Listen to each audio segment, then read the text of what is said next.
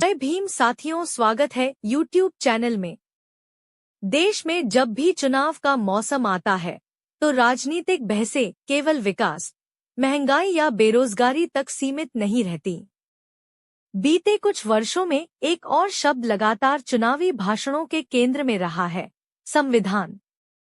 प्रधानमंत्री नरेंद्र मोदी ने अपनी चुनावी रैलियों में संविधान का बार बार उल्लेख करते हुए इसे भारतीय लोकतंत्र की आत्मा बताया है और साथ ही विपक्ष, विशेषकर कांग्रेस, पर संविधान को कमजोर करने और उसके साथ खिलवाड़ करने के आरोप लगाए हैं। उनके इन बयानों ने न केवल चुनावी राजनीति को धार दी है, बल्कि संविधान की भूमिका, उसकी व्याख्या और उसके राजनीतिक उपयोग को लेकर एक नई बहस भी छेड़ दी है। प्रधानमंत्री मोदी के अनुसार उनकी सरकार संविधान की रक्षा करने वाली सरकार है, जबकि विपक्ष सत्ता में रहते हुए संविधान को अपने हित में मोड़ता रहा है। चुनावी मंचों से वे बार बार यह कहते सुने गए हैं कि भारतीय जनता पार्टी संविधान को माथे से लगाकर चलती है और बाबा साहेब भीमराव अंबेडकर के सपनों को साकार करने का काम कर रही है। यह बयान पहली नजर में संविधान के प्रति सम्मान का भाव दिखाते हैं, लेकिन राजनीतिक विश्लेषकों का मानना है कि इनके पीछे एक गहरी चुनावी रणनीति भी काम कर रही है। दरअसल, संविधान भारत में केवल एक कानूनी दस्तावेज नहीं है। यह सामाजिक न्याय, समानता, स्वतंत्रता और धर्मनिरपेक्षता जैसे मूल्यों का प्रतिनिधित्व करता है। जब प्रधानमंत्री चुनावी रैली में संविधान का नाम लेते हैं, तो वह सीधे उन वर्गों से संवाद स्थापित करते हैं जिनके लिए संविधान सुरक्षा कवच की तरह है: दलित, पिछड़े वर्ग, अल्पसंख्यक और गरीब तबके। मोदी के भाषणों में संविधान का उल्लेख अक्सर आरक्षण, नागरिक अधिकारों और राष्ट्रीय एकता जैसे मुद्दों से जुड़कर सामने आता है। इससे यह संदेश जाता है कि उनकी राजनीति संविधान की सीमाओं के भीतर है और उनका विरोध करने वाले इन सीमाओं को तोड़ना चाहते हैं। प्रधानमंत्री अपने भाषणों में अक्सर 1975 की आपातकालीन अवधि का जिक्र करते हैं और कांग्रेस पर यह आरोप लगाते हैं कि उसी ने सबसे बड़ा संवैधानिक अपराध किया था।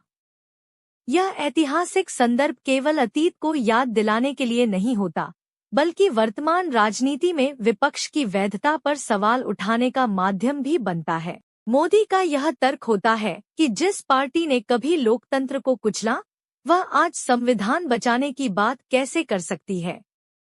इस तरह संविधान का मुद्दा इतिहास, भावना और राजनीति तीनों का संगम बन जाता है। हालांकि आलोचकों का कहना है कि प्रधानमंत्री द्वारा संविधान का यह उपयोग एक तरफा व्याख्या का उदाहरण है। उनके अनुसार संविधान केवल चुनाव जीतने का साधन नहीं, बल्कि सत्ता पर नियंत्रण रखने वाला दस्तावेज है।